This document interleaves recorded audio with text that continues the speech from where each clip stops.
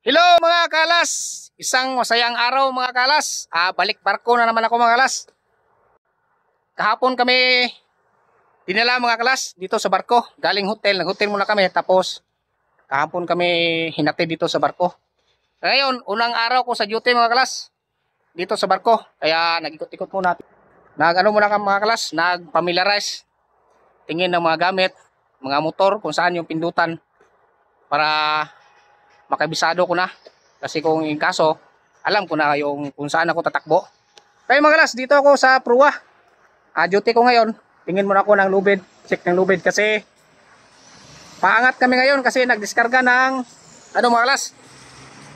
Karga pala dito, mais. Diskarga dito sa Puerto Cabello sa Venezuela. Kaya tingin ang lubid kasi minsan pisado yung lubid. Kailangan i-adjust. Ganda ng Prua dito mga kalas, oh. Dito sa barko na to, maayos pa. Ganda na pagka-maintenance nila sa sahig. Walang kalawang, maganda. Bagong pintura to. Pulang-pula pa eh. So sige mga kalas, hanggang dito lang muna. Balik trabaho na naman, balik barko. Ganun talaga yung buhay. Bakasyon sandali, trabaho ng matagal. Ganun talaga pag marino mga kalas. Ganun talaga yung buhay.